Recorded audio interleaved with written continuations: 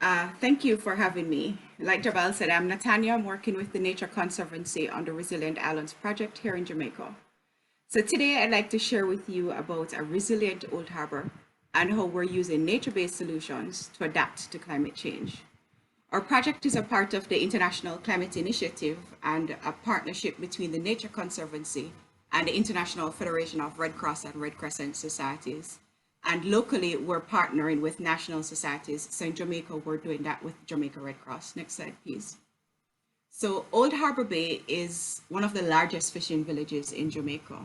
However, its ecosystems and its people are under severe threat.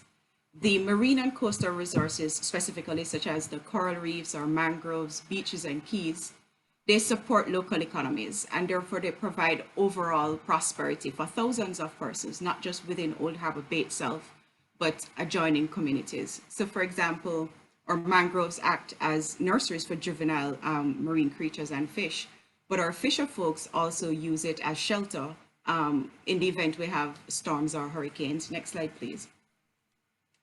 However, issues such as poverty, overfishing, and even unsustainable and damaging fishing practices, high rates of coastal erosion. On our screen, we're seeing a drone image of what the community looks like, and we're seeing some wave attenuating devices in the foreshore, which was implemented by the government to help with some of the coastal erosion. But we're also experiencing flooding and compounded impacts from the operation of several industries within the space. In the further foreground of the section, you'll see a few of our power plants that are operating within the space. There's also the threats from climate change. And of course, all of this is threatening the very existence of community members, and they're putting their lives and livelihood at risk. Next slide, please. So using the Resilient Islands approach, where we combine the use of science, policy, resource mobilization, and partnerships, we carried out extensive assessments within the space. And we did this in partnership with the Jamaica Red Cross, key government entities, stakeholders, private sector, and community members themselves.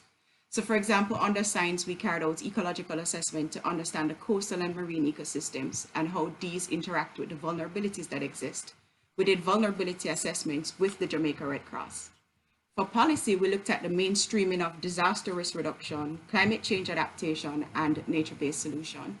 And we believe this will help us to scale our project because we're able to facilitate discussion with government as to how we could meet international commitments such as national adaptation plans, national determined commissions, or even fulfill our Paris Agreement. Better yet, it will help us to see what comes from this COP and why we're here. The other significant part of what we're doing is financing. We need to be able to continuously mobilize resources within our community, and we're doing this in partnership with the Jamaica Red Cross. Next one, please. So RI for us examines what is at the intersection of people and nature. Could you just hit it one more time, please? This intersection is good because we need to look at it not for the sake of nature, but for the sake of people. How can we save lives? How can we avoid damages? After all, as Caribbean and small island developing states, our very economies are at risk to climate change.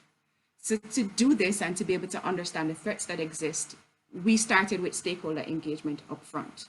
We identified key partners that are operating within the space, key government entities, and we continuously engage them and our community members.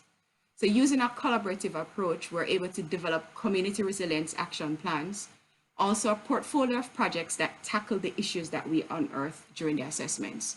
So though our portfolio was centered around nature because we're using nature-based solution, we emphasize the collaborative community-based approach. So we had to look at underlying issues of poverty, health, livelihoods, and of course, these are issues that are pertinent to the community.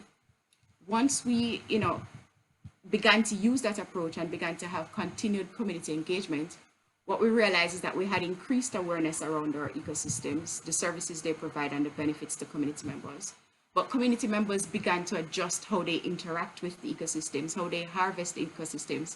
They began to implement better sustainable practices, and also interaction between individual and community improved. We had better sanitation practices as well. But what we found was most important is that we had an increase in willingness to take action by our community members. Next one, please. So how can this bright spot be scaled? What are some of the things we need to consider. Three main things for us. We think that there needs to be sustainability.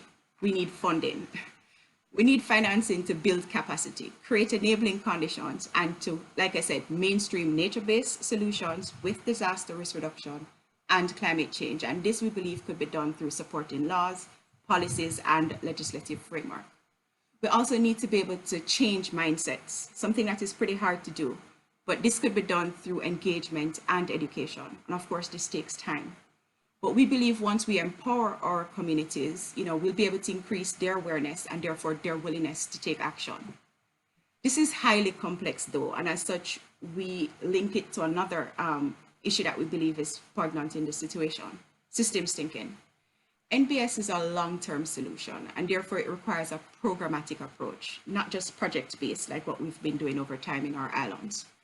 And we also recognize that NBS is not the only silver bullet, and as such, it must be combined with other strategies. Our islands need circular economies that are going to benefit our fisher folks, improve food security. So if we look to COVID, for example, it has taught us that we need to do more. Governments weren't doing enough to protect our people. People are still dying. So how, therefore, can we be better? How could we do better? And we think this is achieved through systems thinking. That is understanding the complexities and the complementarities at play. The Resilient Islands approach, which is the use of science, policy, and partnerships, as well as financing, can be scaled. And we believe this is a good model that could be used. And we also think that together, people and nature can thrive. Thank you so much for your attention.